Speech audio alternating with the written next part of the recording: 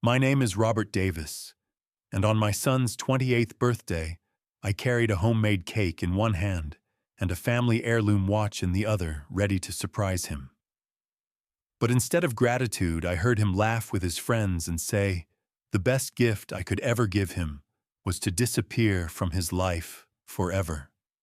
That single sentence shattered nearly 3 decades of sacrifice and love. What he didn't know was that by the end of that night, the police would arrive, and his birthday would turn into the beginning of his greatest lesson. Before I take you deeper into this story of betrayal and justice, I want to ask, where are you watching from and how old are you?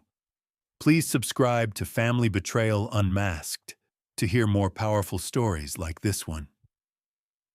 The words hit me like a hammer to the chest. The best gift for me would be if you disappeared from my life forever. That was what my only son Brandon said on the night of his 28th birthday. I was standing at the sliding glass door, a chocolate cake balanced in my left hand, a wrapped gift tucked under my arm. For weeks I had been preparing to make this evening special.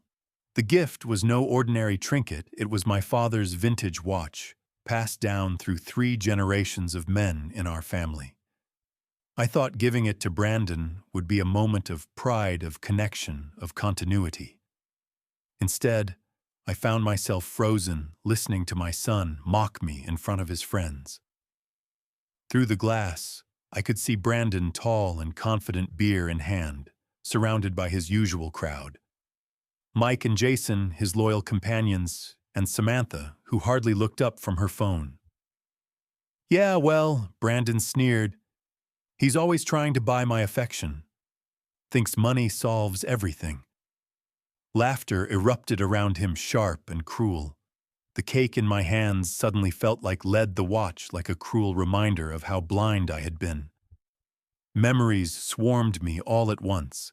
I thought about the baseball games I never missed, the Christmas mornings when I worked overtime just to put extra gifts under the tree, the college tuition I scraped together dollar by dollar. I had believed those sacrifices built something permanent between us. Love, loyalty, respect.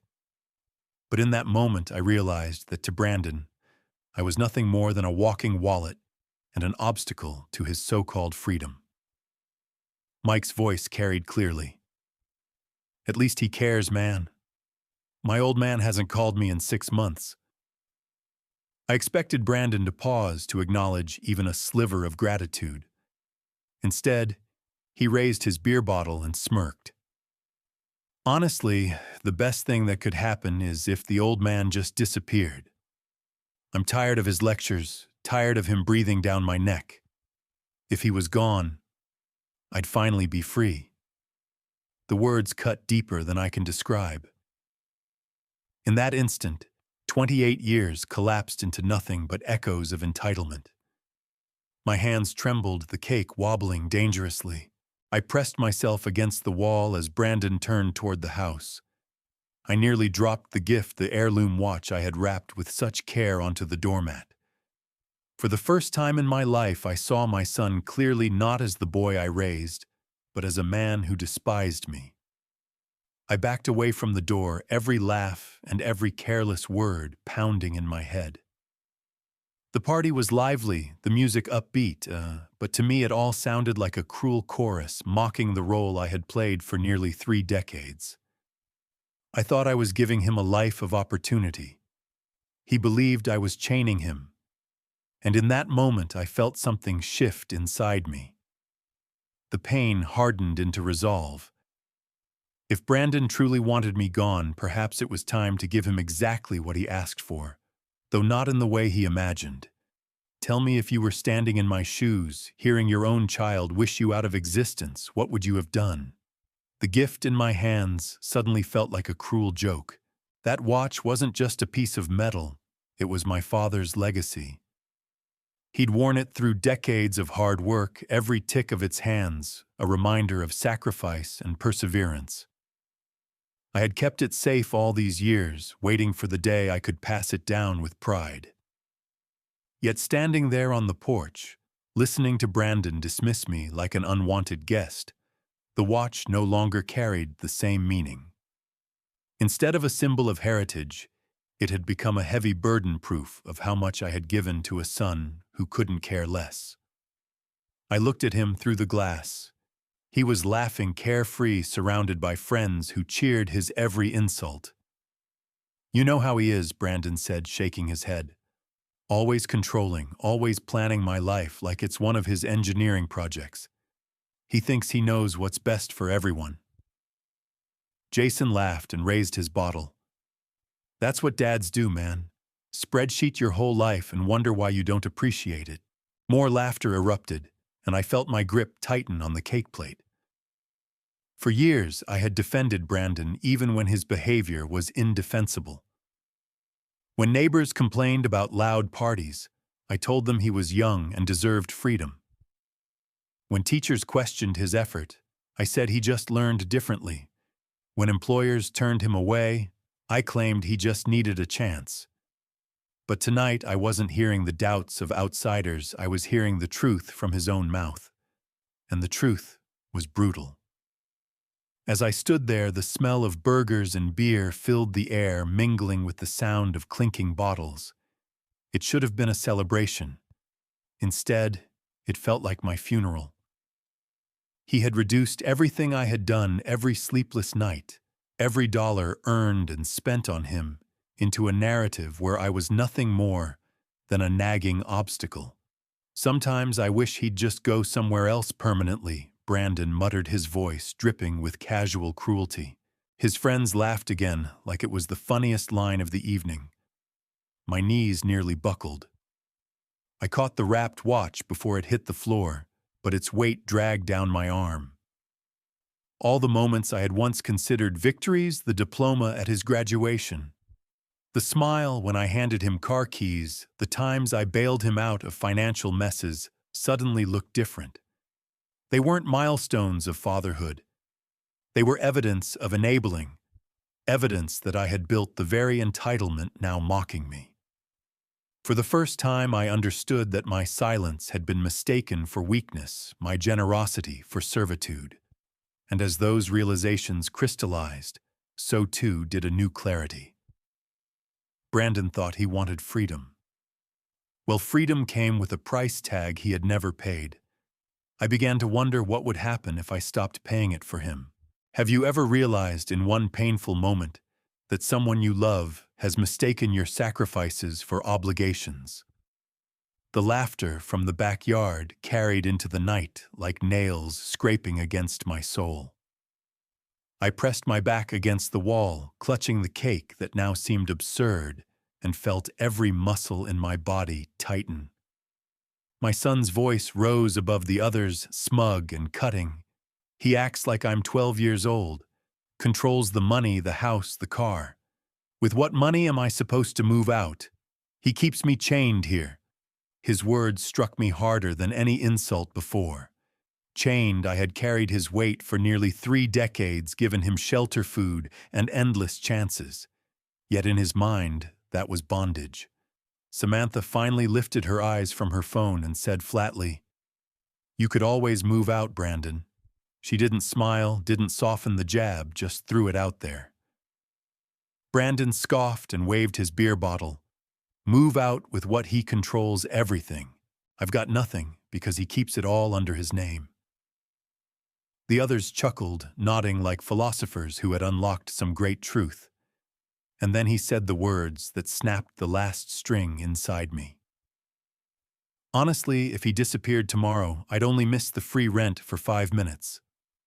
After that, I'd figure it out." The casual cruelty of it sliced deeper than any angry outburst ever could. He wasn't furious when he said it. He wasn't drunk beyond reason. He was calm, joking, and surrounded by friends who treated his mockery like entertainment. That was the truth, my truth laid bare under the patio lights. I wasn't his father in his eyes. I was a landlord he despised, a wallet he mocked, a shadow he wanted erased. I stepped back further, the cake trembling in my grip, the gift digging into my ribs. For a brief second, my legs nearly gave out, and I leaned against the wall for support. The kitchen decorations I had hung earlier that morning flashed across my mind. The balloons, the candles waiting to be lit, the wrapped presents stacked neatly on the dining table. All of it felt ridiculous now. What was I celebrating? Certainly not my son's life. Not when he had declared mine disposable. I thought of the times I'd been proud of him, the times I'd introduced him as my greatest accomplishment. Graduation day when I stood in the crowd with tears in my eyes. His first car when I handed him the keys and thought I was giving him independence. Every Christmas, every birthday, every moment I tried to make special. And now here I was, listening to him dismantle all of it with a smirk and a bottle of beer. Something cold spread through me, heavier than sadness. It wasn't rage, not yet, but the foundation of something sharper, the kind of clarity that doesn't scream, it calculates. Brandon thought he held the power because he had an audience to laugh at his jokes, but the truth was, everything he claimed as his life, the house, the car, the very food he was eating, came from me. If he wanted me gone so badly, maybe it was time to show him what my absence really looked like. If your own child laughed with friends about wishing you would disappear, would you confront them immediately?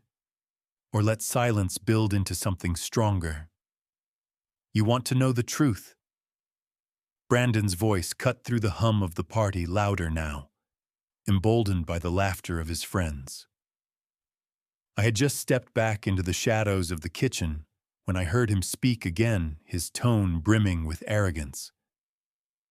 When he's finally gone, I'll miss the free rent for about 5 minutes. After that, I'll figure it out. He said it so casually, as though my existence was no more valuable than a bill being paid late. The words pinned me to the floor. My grip tightened around the cake plate, my knuckles white, my chest heavy with something beyond hurt. It wasn't just the insult, it was the revelation. 28 years of my life had been distilled into a cruel punchline. His friends, tipsy and eager to fit in with his bravado, chuckled and nodded, reinforcing his delusion that he was the victim of some oppressive parent. Samantha giggled from the table, tilting her head toward him. "Brandon, you're terrible," she said, though the amusement in her voice betrayed that she found his cruelty charming. That broke something deep inside me. It wasn't just him anymore. It was the audience that made his betrayal complete. They laughed because he gave them permission to laugh at me, the man who had paid for the food in their mouths and the roof over their heads. I set the cake down on the counter inside the kitchen, my hands trembling. The frosting smeared against the box, a messy metaphor for the way my heart felt broken, ruined, no longer beautiful. I stared at the candles in the drawer, still waiting to be lit, and wondered what kind of fool I had been to believe this night could bring us closer. My mind replayed old memories, but they looked different now. The graduation where Brandon introduced me not as his father, but as the guy who pays for everything. The Christmas morning where he barely looked up from his phone while I handed him gifts I had worked overtime to afford. The dinner where every story I told was met with an exaggerated roll of his eyes. I had been blind. I thought those were phases, but tonight proved they weren't phases at all. They were bricks carefully laid, building a wall between us that had now become unscalable. Through the window, I watched him raise his bottle again, laughing, his friends circling him like worshippers around an idol. That's when the shift happened. My grief solidified into something colder, steadier. For years, I had enabled this behavior. For years, I had excused him, defended him, carried him. But now I understood the truth. I wasn't helping him. I was feeding the very arrogance that was destroying him. He wanted me gone. Fine. I would grant his wish, but not in the way he thought. My disappearance wouldn't be quiet, pitiful, or humiliating. It would be deliberate. It would be decisive. And it would leave him standing in the wreckage of his own entitlement. So let me ask you, if someone you loved most told you your absence would be the best gift, would you walk away in silence, or would you make sure they finally understood the cost of what they wished for? I stood in the kitchen, staring at the abandoned cake. The frosting had begun to melt where my trembling hands had smudged it, and the box looked battered, as if it too had borne the weight of Brandon's words. The wrapped watch sat on the counter beside it, silent and accusing. What was once meant to be a legacy now looked like a relic of my foolishness. My father had carried that watch through decades of hard work, and now here I was, ready to give it to a son who openly wished me gone. I almost laughed at the irony almost. From the backyard, Brandon's voice boomed again, sharp and unrepentant. He'll never get it. He just wants control, like always. His friends clapped him on the back, their laughter ringing out like the soundtrack of Betrayal. For a moment I closed my eyes and let the noise wash over me. It no longer cut quite as deep. Instead, it confirmed what I already knew. My son didn't see me as a father, not anymore. He saw me as a leash, and a leash could only be cut. I began pacing my mind, racing not with rage but with calculation. Years of working as an engineer had trained me to see problems as systems, inputs, outputs, variables, solutions. Brandon thought he had the power because he had an audience. But the truth was simpler. Everything he depended on came from me.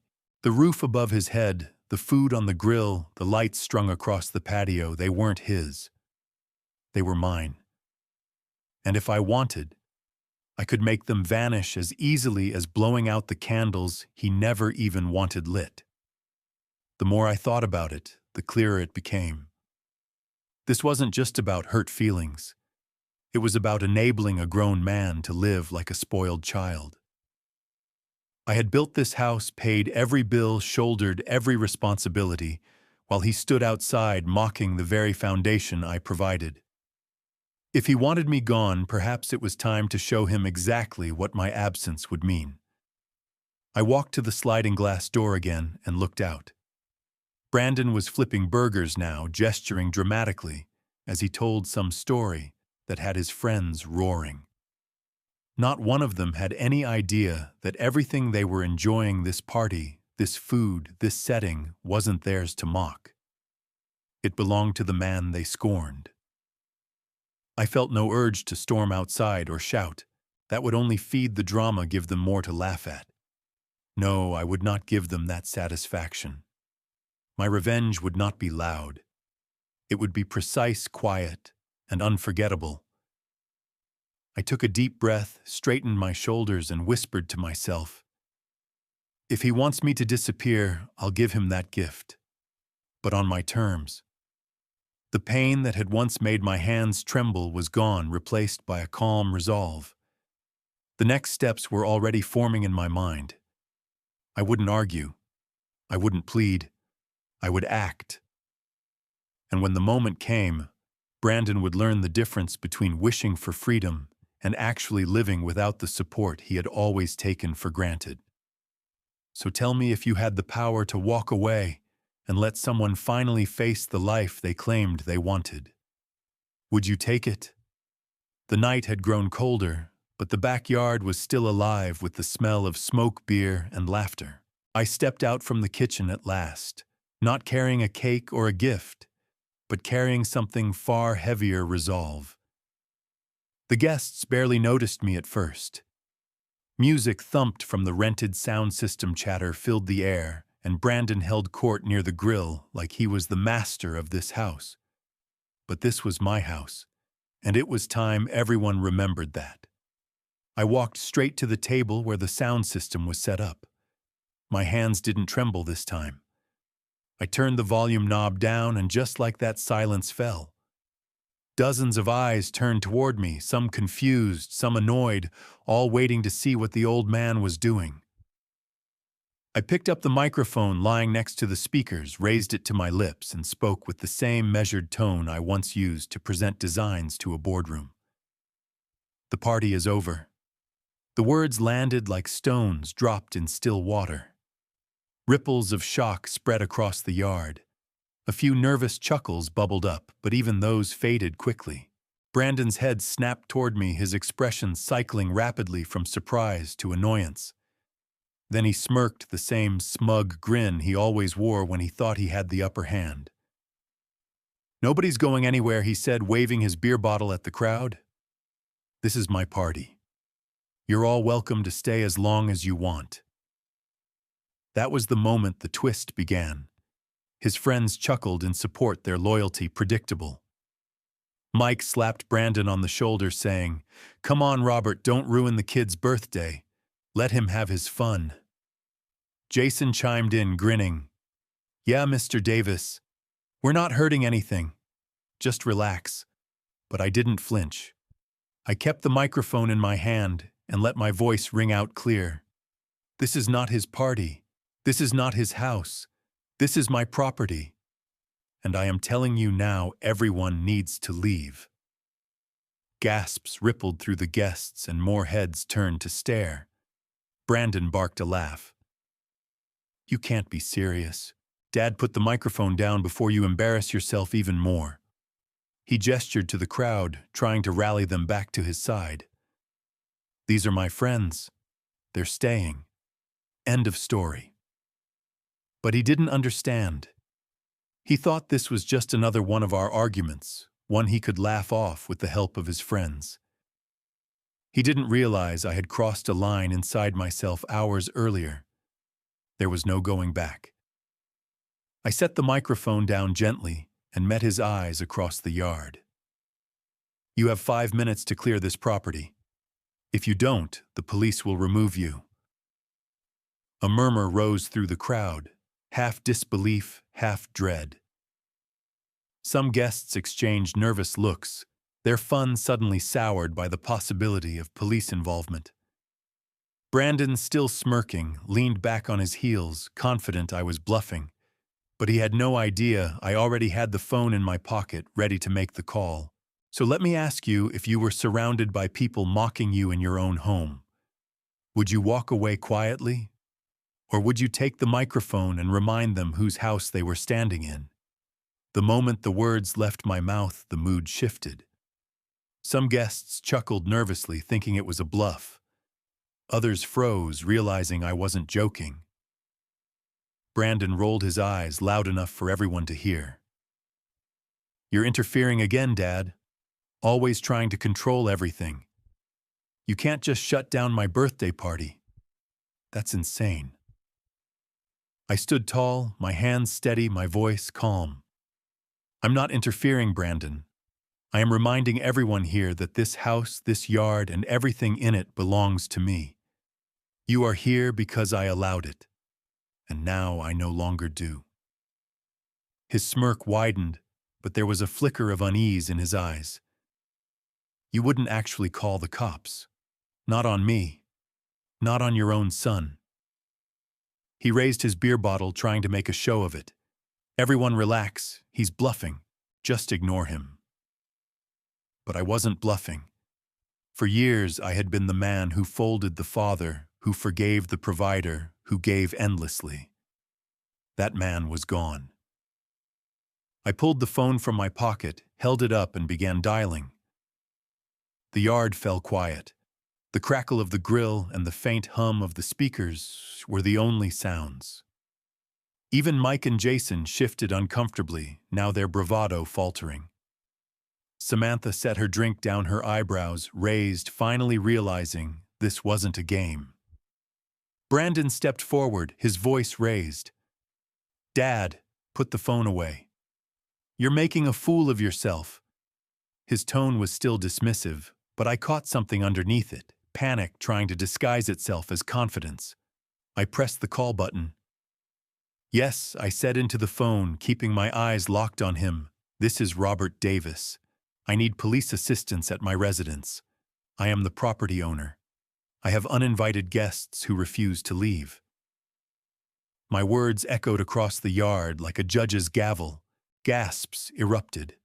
Several guests grabbed their coats and bags immediately. A few muttered curses under their breath, but they moved toward the gate.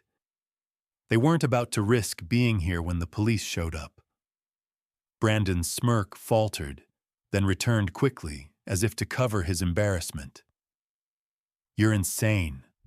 Completely insane. Calling the cops to your own son's birthday party, everyone's going to think you've lost it." "No, Brandon," I said evenly. "They'll think I finally found it. Found the backbone to stop being humiliated in my own home." The truth hit him harder than any raised voice could. For the first time that night, he was no longer laughing. His jaw clenched, his eyes darted from me to the dwindling crowd of guests. One by one, his supporters began to slip away. Only the stubborn few remained, Mike, Jason, and Samantha, standing by him like loyal soldiers. I knew the police would be here soon, and when they arrived, my son would finally learn that there were consequences for mocking the man who had carried him his entire life. If you had a child who openly defied you in your own home, would you swallow the humiliation or draw the line even if it meant calling the law? 20 minutes later, the red and blue lights swept across my backyard, flashing against the patio stones like a warning from heaven itself. Conversations halted instantly. Beer bottles hovered mid-air. The guests who hadn't already left shifted nervously, their laughter gone. 2 officers stepped through the gate with the kind of authority that silences even the most defiant crowd. "Who called one?" asked, his voice calm but firm. "I did," I answered, stepping forward. I handed over my driver's license and a property tax statement I had pulled from the kitchen drawer while waiting. My years as an engineer had taught me one thing: documentation matters.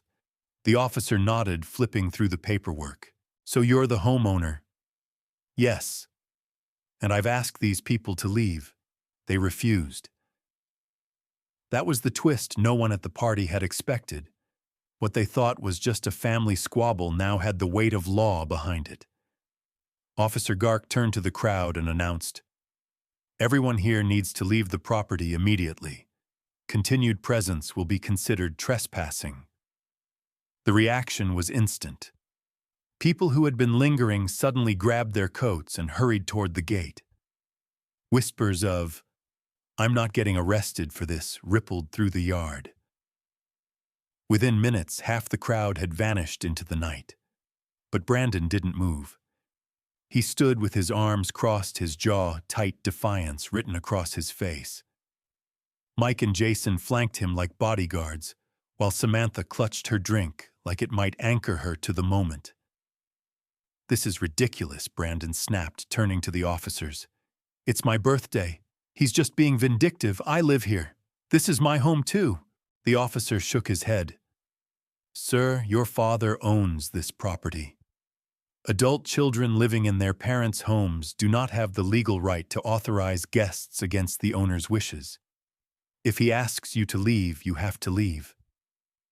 The words hit him harder than mine ever could. For the first time, Brandon looked shaken, though he tried to hide it behind another smirk. "You can't seriously be taking his side. He's just trying to embarrass me." "No," I said, my voice steady. "You embarrassed yourself. I gave you every chance to live like a man. Instead, you chose to live like a guest who insults his host." More guests trickled out, unwilling to test the officer's patience. Soon only a handful remained. Brandon's kingdom of friends, the circle he had used to mock me, was dissolving around him. Still, he refused to budge. The officer's patience wore thin. He stepped closer. "Sir, this is your final warning. Leave voluntarily, or we'll have to place you under arrest for trespassing." I watched the color drain from Brandon's face. For years, I had shielded him from consequences. But now, with 2 officers standing in my yard, he had no shield left. He was about to learn that the world doesn't bend to arrogance, not when the law is watching. If you were in my shoes, would you step back and let the police handle your child? Or would you intervene to shield them one last time? "Dad, you can't do this." Brandon's voice cracked across the yard, desperation tangled with defiance. He took a step toward me, beer still in hand, his friends close behind him like shadows. These are my friends. It's my party. You're humiliating me in front of everyone. I met his glare, my voice level and calm. No, Brandon. You've been humiliating yourself. All I've done is step aside and let the world see it. The officers didn't flinch. Officer Miller adjusted his stance, hand resting near his belt. Sir, this is no longer a family matter. You've been given lawful instruction to leave. Comply now, or we'll proceed with an arrest. The air was thick with tension. The last few guests clung to the edges of the yard, wide-eyed, waiting to see if the arrogant young man who mocked his father would finally back down. Brandon smirked again, but it looked strained now, like a mask slipping off. Arrest me for being in my own house, that's insane. You can't do that. Officer Gark's voice was sharp, cutting through his bravado. Actually, we can. You don't own this property. You've been ordered to leave by the legal owner. If you refuse, it's trespassing. The word hung in the air like a verdict. Trespassing. On the property I had maintained, paid for, and given him free rein to enjoy. Brandon's bravado faltered. His eyes darted toward his friends for support. But even Mike and Jason looked uneasy now, their loyalty shrinking under the weight of flashing lights and authority. Dad, tell them this is crazy, Brandon demanded, his voice rising in panic. I live here. This is my home too. I felt the words roll off my tongue with the finality of a hammer striking steel. No, Brandon. You live here by my permission, and I'm withdrawing it. The silence that followed was deafening.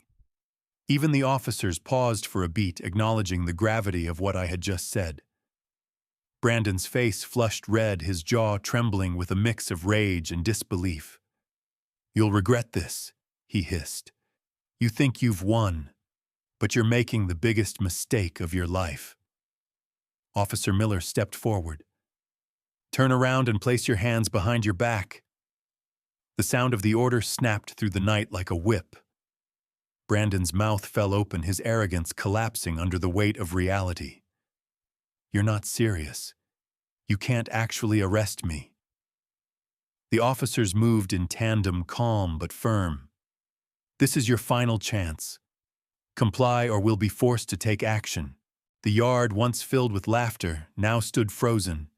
Even Samantha, who had giggled earlier at his cruel jokes, clutched her drink with wide eyes, suddenly aware this wasn't entertainment anymore. It was consequence. I stood by the back door, watching the scene unfold, my heart pounding, not with fear, but with something colder, resolve. For years, I had shielded him from the weight of responsibility. Tonight, I let it fall on him in full. If you were the parent in that moment, would you step in to rescue your child one more time, or let them feel the handcuffs and finally learn what consequence means? The command echoed in the night. Turn around and place your hands behind your back. For a moment, I thought Brandon might finally come to his senses. But his pride was stronger than reason. He stood frozen, his fists clenched around that empty beer bottle, his chest heaving like a cornered animal. This is insane, he shouted. You can't do this. Not to me. Not in my own home. The irony of those words nearly made me laugh. His home. The home I bought, maintained, and paid every bill for. The officers didn't bother arguing. Officer Miller stepped closer, his hand on the cuffs, while Officer Gark moved to flank him with calm efficiency. You're out of time, son, Miller said flatly. Turn around. Now. Brandon's smirk finally cracked. For the first time all night, fear flickered in his eyes. He glanced at his friends, but they had already shrunk back, unwilling to share his fate. Even Samantha's giggle was gone.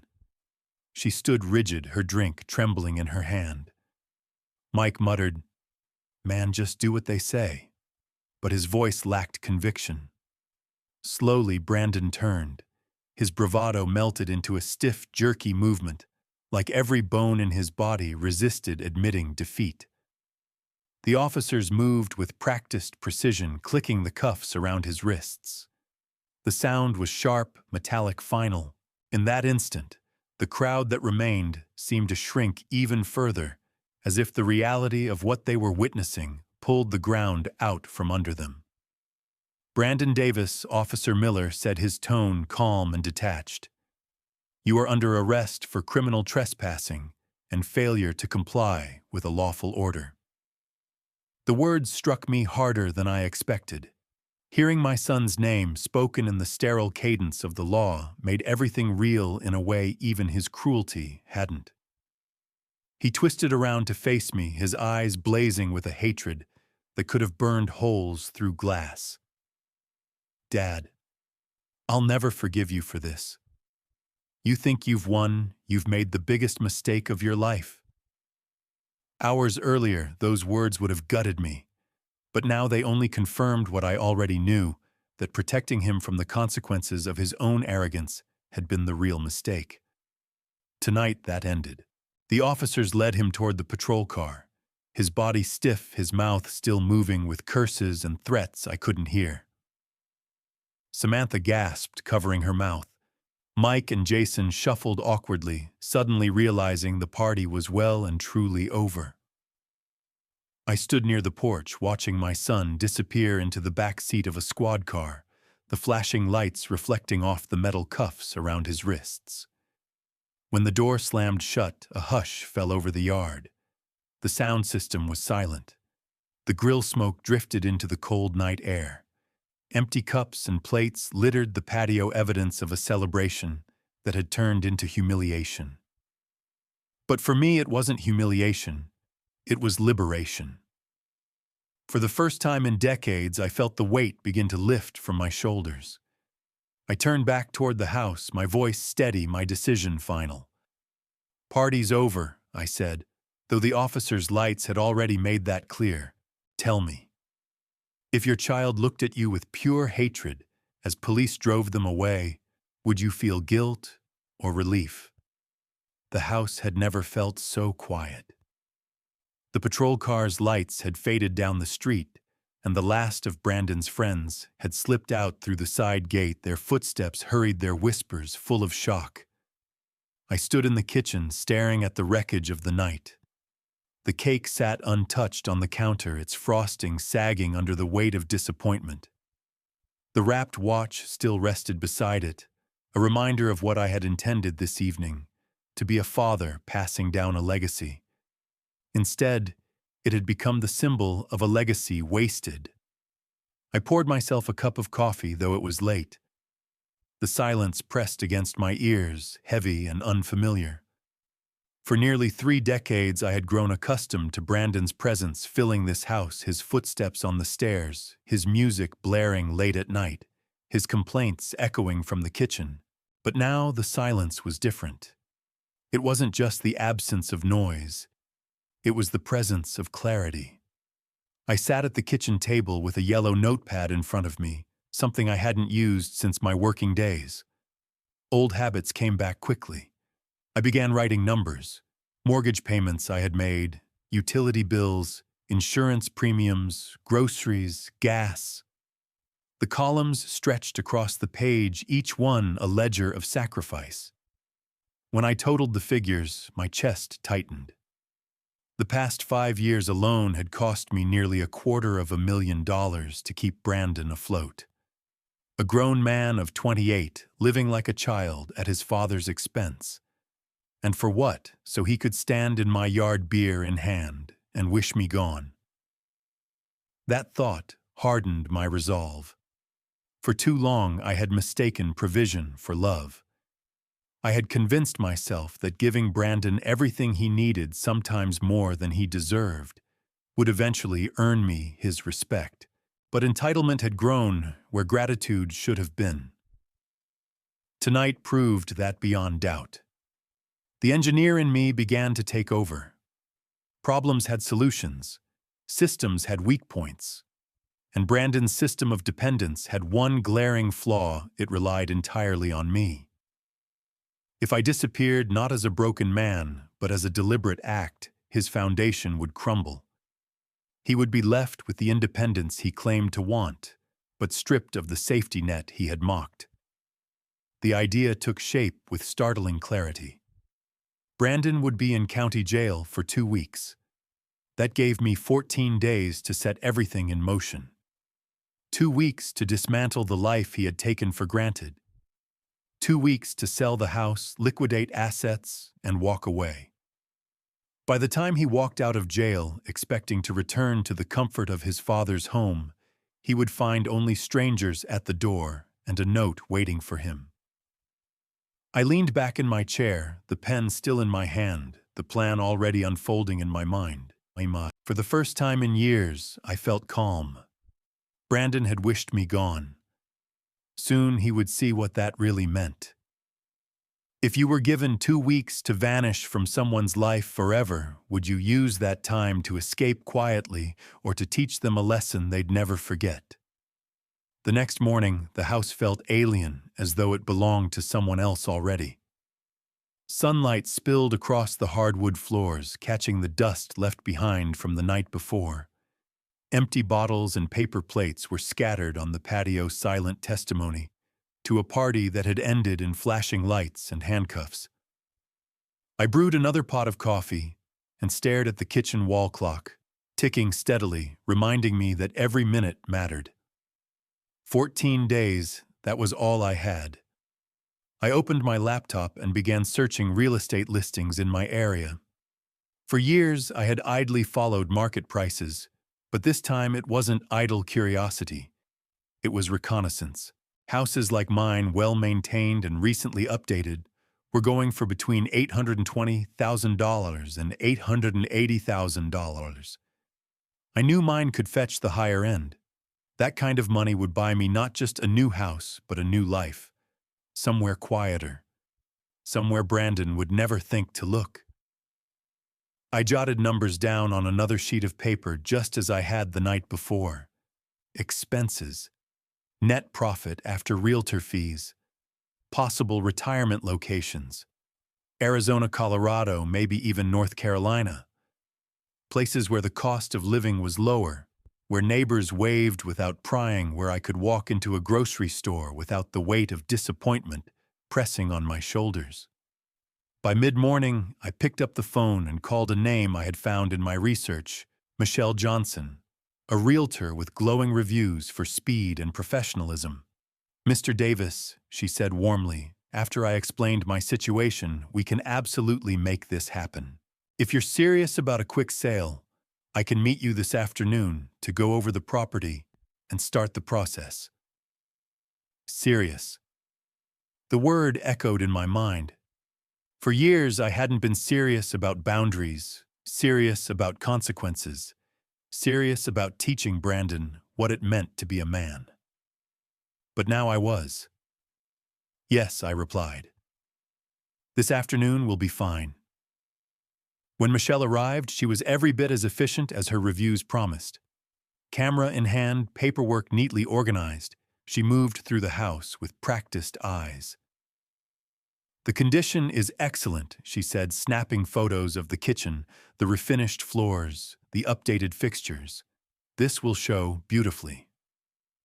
Honestly, I'd recommend listing it at $850,000. With proper staging, you'll likely get multiple offers by the weekend. Her confidence was contagious. I nodded, keeping my emotions buried beneath the surface. I don't need the highest price. I need speed. If it sells quickly, I'll give you a bonus beyond your standard commission. Her eyes brightened. Then you'll have my undivided attention. As we walked through Brandon's room, I paused. Posters on the wall, dirty clothes on the floor, an unmade bed that looked more like a teenager's than a man's. Michelle raised an eyebrow, but said nothing, simply noting the space for her listing. For me, the sight was confirmation he had never grown up, not really. And now, without warning, he would be forced to. By the time she left, the paperwork was signed, The photos were uploaded, and the clock was ticking toward the first showing. Brandon had wanted me gone. Soon his wish would be granted with a precision he could never have imagined. So let me ask you, if you had the chance to sell everything beneath someone's feet while they were still convinced they owned it, would you take it? Michelle wasn't exaggerating.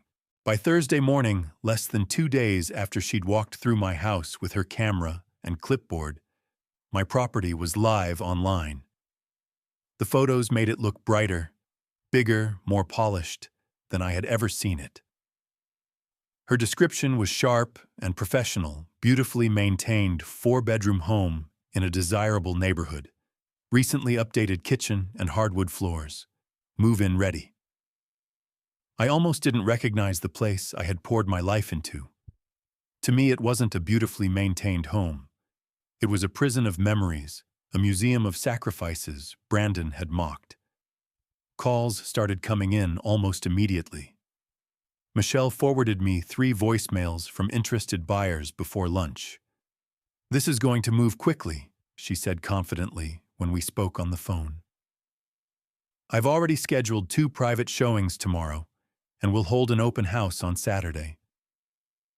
Her tone carried the kind of excitement only professionals get when they know they've struck gold. That night, I walked through the house room by room, not as a resident, but as a man saying goodbye. In the living room, I traced my fingers across the mantel where Brandon's childhood photos had once stood. Most had been taken down years ago after one too many arguments ended with him sneering. "You're living in the past, Dad." Upstairs, I stood in his room, looking at the posters still curling at the corners, the messy pile of laundry, the game console glowing faintly in the dark. I thought about the thousands of hours he'd wasted on that machine while I worked late nights to keep the lights on. Soon, none of it would matter. Friday arrived with a crisp knock at the door. Michelle had returned her smile sharp and businesslike. "2 showings this morning," she said, pulling her clipboard close. "And I've got a family already considering a full cash offer. They loved the photos online." She moved briskly through the house, fluffing pillows, straightening curtains, turning on lights to brighten each room. Watching her, I felt strangely detached, as if I were observing someone prepare a stranger's home. The house didn't feel like mine anymore, not emotionally, and soon not legally. That detachment was liberating. By Saturday evening, Michelle called again. "Mr. Davis, we have 3 offers. 2 are strong, but one stands out, a full cash offer at your asking price, no contingencies, immediate closing. If you're ready, we could finalize this by Tuesday morning." Tuesday. The word jolted me. Brandon's release date from county jail was Tuesday at 9:00 a.m. If the paperwork closed that very morning, he would walk out expecting to come home, only to find strangers living in the house he had treated as his playground.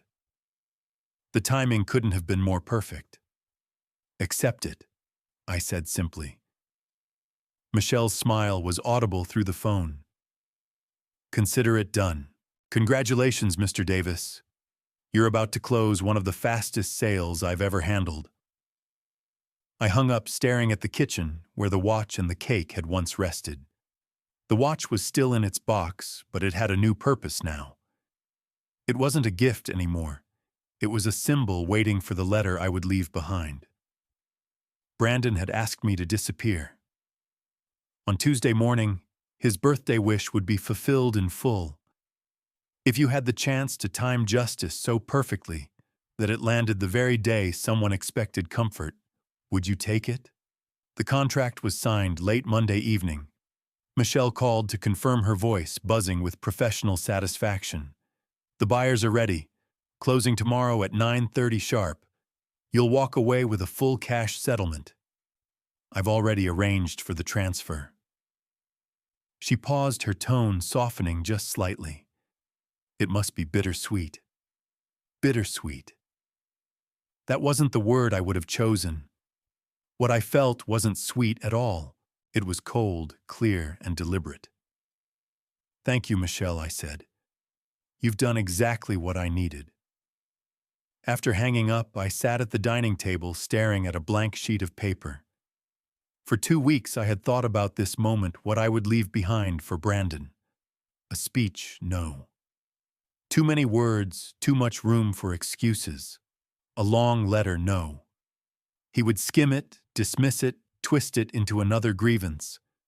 What I needed was brevity, something sharp enough to pierce his arrogance, something final enough to leave no door open.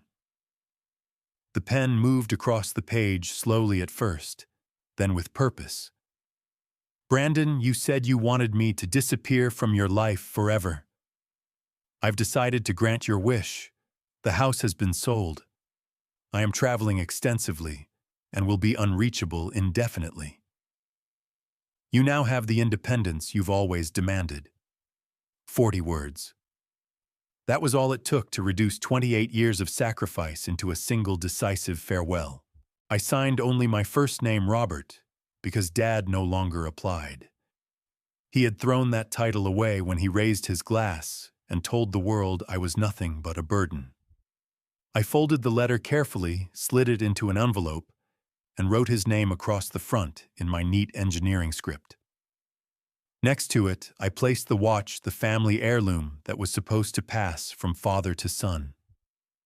Now it would serve as a silent reminder of what he had squandered.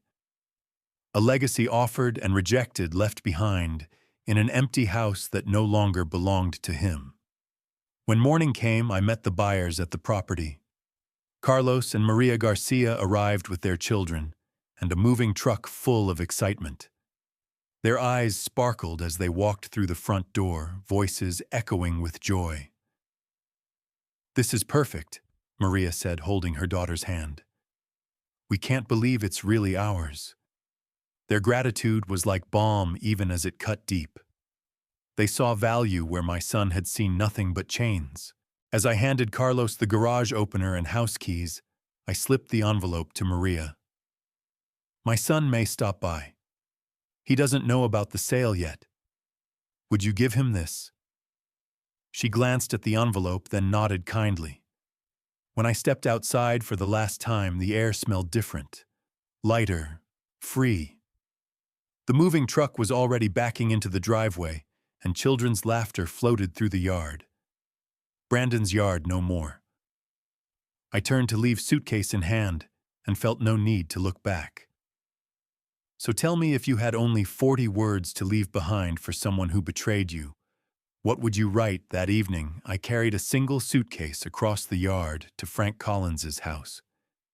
Frank had been my neighbor for 15 years, a steady man who shoveled snow from my walk in the winters and kept an eye on the place whenever I traveled. He opened the door with his usual no-nonsense expression, though his eyebrows rose when he saw the luggage in my hand. "Robert." "Everything all right? I sold the house," I said simply. "Need a place to stay for a few days while things settle." Frank didn't press, didn't pry. That was the kind of neighbor he was. "Guest room's ready. Come in." His quiet acceptance was the only comfort I needed. Within minutes, I was settled in his upstairs room, looking out a window that had the perfect view of my old driveway. From that vantage point, I could see the Garcias unloading boxes, their children darting in and out with squeals of excitement. The house glowed with new life, already beginning to look like it belonged to them. Watching it, I felt a strange mix of sadness and relief. Sadness for the years wasted on a son who mocked me, relief that the cycle was finally broken.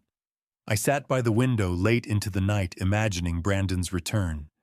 He would walk up that driveway with the same swagger he'd always carried, certain of his place in the world. He would pull out his keys, slip them into a lock that no longer existed, and realize for the first time in his life that he had nothing. Not the house, not the support, not even a father willing to shield him. Beside me on the small desk lay the sealed envelope with his name on it. The Garcias had promised to deliver it if he came by. Inside was the watch and those 40 words. A lifetime of giving reduced to one last gesture. It wasn't revenge in the loud, dramatic sense. It was colder, quieter. The kind of justice that didn't need shouting, it spoke for itself. I poured myself a cup of tea from the mug Frank had left on the nightstand and leaned back. My heart was steady now, no longer burdened by rage. For the first time in years, I felt like an engineer again, calm, methodical, in control of the system I had designed. Brandon had demanded independence. Tomorrow, at precisely 9:30 in the morning, he would receive it in full. The image of him standing in front of strangers, clutching the letter with trembling hands, played in my mind, like a scene from a play I had carefully scripted.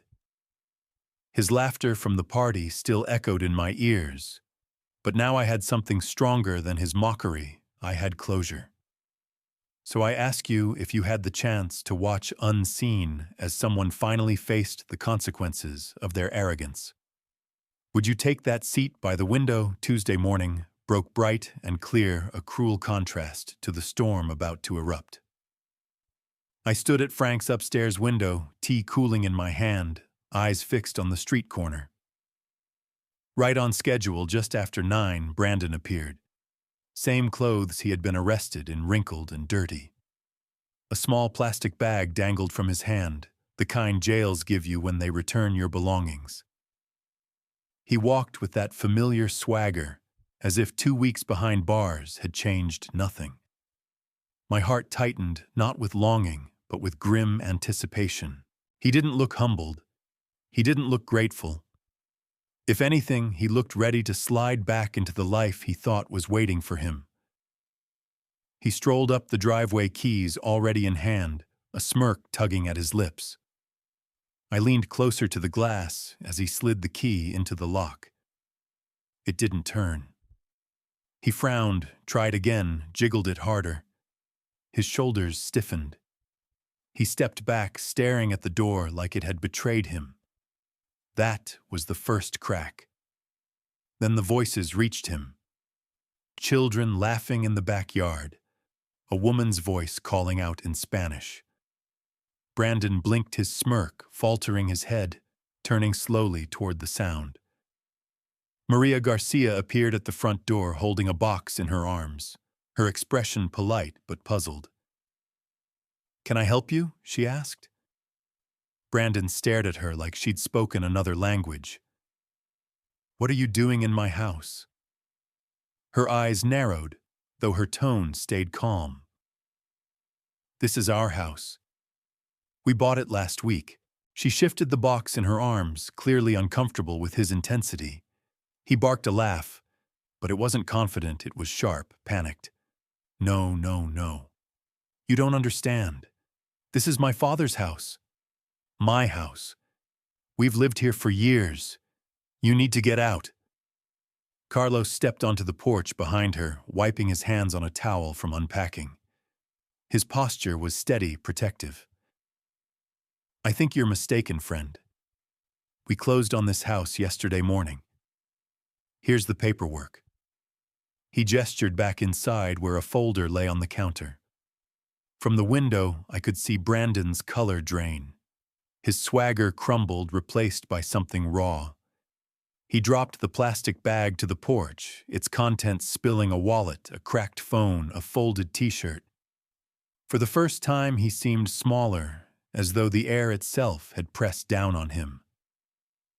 "This can't be real," he muttered, his voice barely audible even from my perch across the yard. "This is my home." Maria set down the box and disappeared briefly inside, returning with the envelope I had left for him. "Are you Brandon Davis?" she asked. His head snapped up, desperate. "Yes. Finally. Someone who knows what's going on." She handed him the envelope carefully. "The previous owner left this for you." He stared at it like it might explode, his fingers trembling as he tore it open. And from where I stood, I knew the real detonation was only seconds away. If you were me watching from a safe distance, would you feel pity for him or satisfaction that his lesson had finally begun?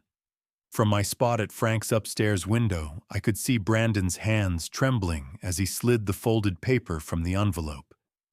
He unfolded it slowly, as though expecting paragraphs, explanations, maybe even an apology. Instead, he found only a handful of words, 40 to be exact. I had written them deliberately stripped of sentiment, stripped of excuses. Brandon, you said you wanted me to disappear from your life forever. I've decided to grant your wish. The house has been sold. I am traveling extensively and will be unreachable indefinitely. You now have the independence you've always demanded. Robert. I could tell the exact moment he reached the end. His lips moved faintly, reading the words aloud to himself, then stopping as if he couldn't quite believe them. He stared at the page again, his brow furrowing deeper, his mouth twisting from confusion into dawning horror. No, he whispered. Then louder, no. This isn't real. He shook his head, clutching the paper in one fist and the watchbox in the other. He opened the lid, saw the gleaming vintage watch, and let out a sharp, almost wounded laugh. He left me. His voice cracked the bravado bleeding out of him. Carlos and Maria exchanged uneasy glances on the porch. Their children had gone quiet, sensing the tension in the air. Sir Carlos said carefully, I'm sorry, but this house belongs to us now. The sale is final. Brandon staggered back a step, as though the porch itself had shifted beneath him. He can't just sell it. He can't just... His voice faltered. His hand went to the doorframe like he needed it to hold him upright. For 28 years, that house had been his fortress, his entitlement, his safety net. Now it was gone with the stroke of a pen and 40 words on a page. I watched his face crumple, cycling through disbelief, anger, and finally something rawer than either fear. He bent down, picked up the crumpled plastic bag he'd dropped, and clutched it to his chest, as though it contained more than just the scraps the jail had returned to him. His voice fell to a whisper. Where am I supposed to go? What am I supposed to do? Maria, kind, even in her firmness, shook her head softly. I don't know, but this isn't your home anymore. Please, you need to leave. He looked at her, then back at the letter, reading it again, as if repetition might change its meaning. His lips trembled. For the first time in years, I saw something in him I hadn't believed existed any more vulnerability.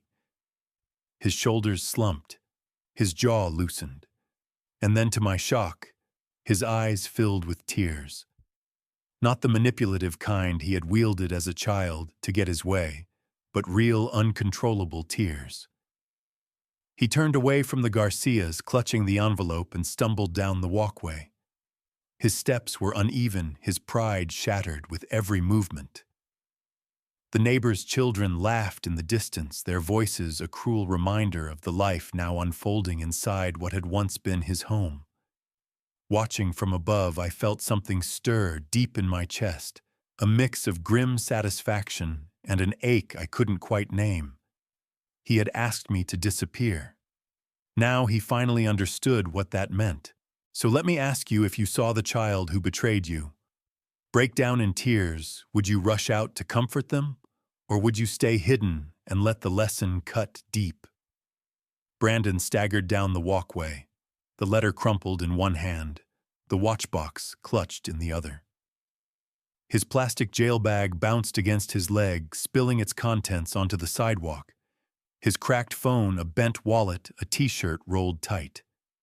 He bent to gather them, but his hands shook so badly he dropped the wallet twice before finally stuffing everything back into the bag. From Frank's window, I could see it clearly. The swagger was gone. The arrogance that had carried him through every confrontation was stripped away. What remained was a boy, no, a man who had never learned to stand on his own feet. Carlos stepped cautiously onto the lawn, his voice steady but kind. Sir, you need to collect yourself. This isn't good for you. Brandon snapped his head up, eyes red, jaw clenched. You don't understand. This is my house. My dad. He... His voice broke again, trailing into a ragged whisper. He turned to Maria, who had stepped into the doorway with her children hovering behind her. Please. You don't know him. He wouldn't do this to me. He can't. Maria's expression was sympathetic but firm. I'm sorry, but he did. He left this for you, and we have the documents. This home is ours now. I think maybe it's best you leave. Brandon's shoulders sagged. He stumbled toward the mailbox, gripping it like a lifeline. The neighbors were beginning to notice. Curtains shifted. A couple walking their dog slowed down on the sidewalk across the street, their curious eyes taking in the spectacle of a young man unraveling in front of what was once his home. I felt my chest tighten as I watched. For years I had imagined confronting him, demanding respect, forcing him to acknowledge the life I had given him. But now I realized there was nothing left to demand. The house, the food, the money, all of it had enabled his arrogance. Stripped of those, all that was left was a man confronting himself. Brandon slid down the mailbox post until he was sitting on the curb, the letter shaking in his hands. His lips moved again as he reread it. His voice cracked. He's really gone. His head dropped into his palms, and for the first time since he was a child, he cried openly.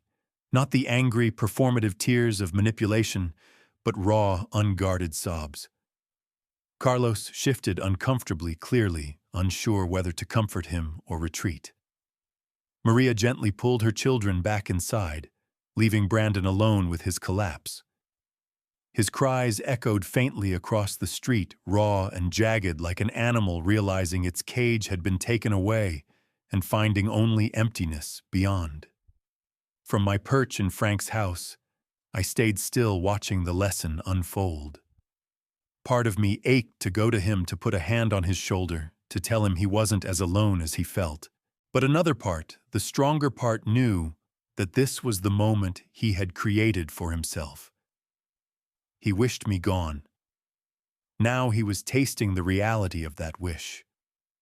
So I'll ask you, if you saw your child sobbing in the street after finally hitting the wall of consequences, would you step in to soften the blow, or would you let the silence teach them what words never could?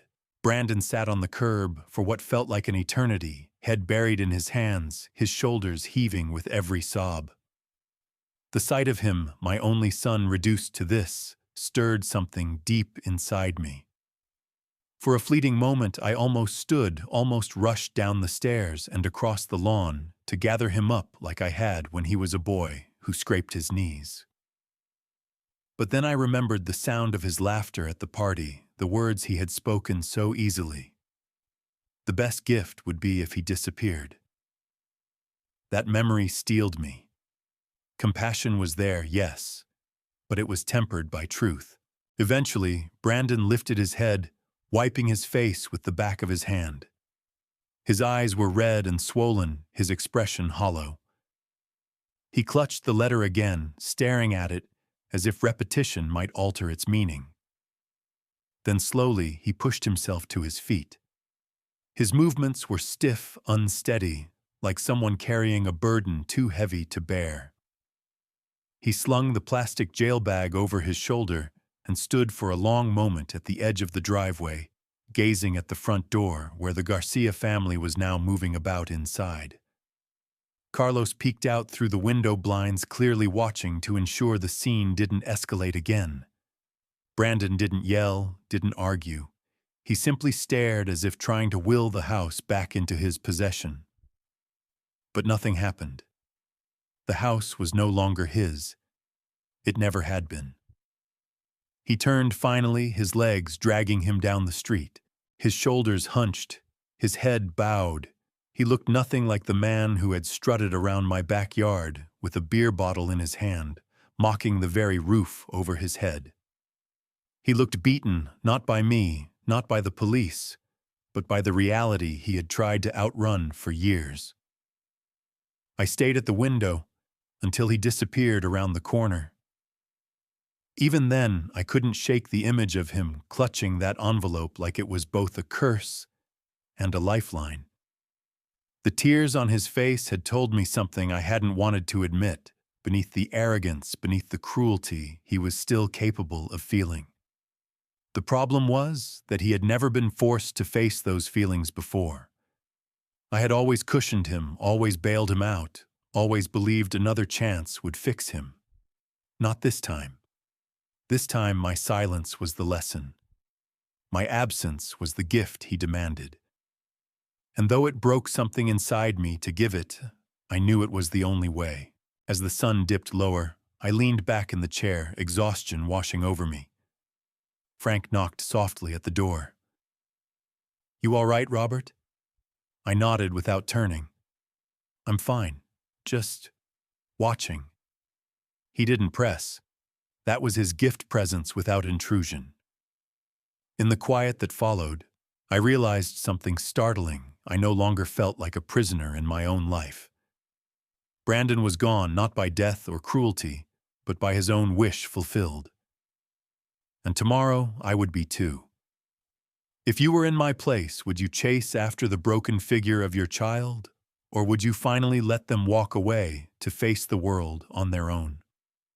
The following morning, sunlight poured through Frank's guest room window, spilling across the suitcase I had packed days earlier. Everything I needed for this next chapter of life was in there.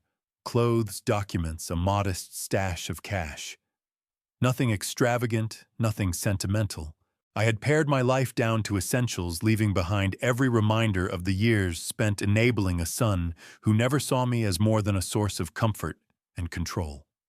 Frank met me in the kitchen, a mug of coffee in his hand. He didn't pry, didn't offer advice. Heading out, he asked simply. I nodded. "It's time." He extended his hand, firm and steady. "Safe travels, Robert. Wherever you end up, I hope you find peace." Peace. The word carried weight. I left his house, loaded my suitcase into the trunk of my car, and pulled out of the driveway without looking back. For the first time in years, the steering wheel didn't feel like a tether dragging me back to responsibility. It felt like freedom. The highway stretched ahead of me, wide and unbroken, the horizon glowing with promise. I kept the radio off, preferring the hum of the tires and the rhythm of my thoughts. Every mile put more distance between me and the house that had been sold, between me and the son who had wished me gone. In a way, I had granted him the independence he demanded, but I had also granted myself something even greater: release. As I drove west, the air grew saltier, fresher, until finally the ocean appeared on the horizon. A vast expanse of blue, endless and unbothered, just like the life I intended to create. I found a small coastal town, the kind with weathered docks and shops that closed early, where neighbors nodded politely, but didn't ask questions. I checked into a modest inn overlooking the water, the sound of waves replacing the memory of Brandon's laughter echoing through my backyard. That night, I stood on the beach, the sand cool beneath my feet. The letter I had left for Brandon replayed in my mind. 40 words. Enough to sever, enough to teach. I wondered where he was now, whether he was raging or collapsing or perhaps finally reflecting. Maybe the letter would break him, or maybe it would build him into something stronger. Either way, it was no longer my burden. For the first time in decades, I wasn't responsible for anyone but myself. And while there was a sorrow in that truth, there was also a profound relief. Brandon had asked me to disappear, and I had. Not in shame, not in defeat, but in control. My absence was my final act of love, though he would never see it that way. As the tide rolled in, I whispered into the night air, "Goodbye, son." The ocean answered with a roar, carrying my words away. If you were in my shoes, would you feel guilty for walking away? Or would you embrace the freedom that comes with finally letting go? Looking back, I don't regret what I did. For 28 years, I gave everything I had: time, money, love, guidance. But love without boundaries becomes a leash, and sacrifice without gratitude turns into entitlement. Brandon never learned responsibility because I never let him face the cost of living on his own. When he wished me gone, I realized the cruelest kindness I could offer was to give him exactly that. The house is gone, my old life behind me, and I've started fresh in a place where no one knows my past. Do I wonder what will happen to Brandon? Of course, he's my son. But wondering and rescuing are two very different things. He wanted independence. Now he has it stripped of safety nets, stripped of excuses. If you're a parent listening to this, I want you to take one thing from my story: enabling is not love. Sometimes stepping back and letting your child stumble is the only way they'll ever learn to walk. And if you're a child who treats your parents' sacrifices lightly, I urge you, think again. Those sacrifices don't last forever. Tell me, have you ever faced betrayal from family? Or had to make a hard choice to walk away for your own peace? How did you handle it? Share your experience in the comments. If this story meant something to you, please like, subscribe, and share it. Thank you for listening.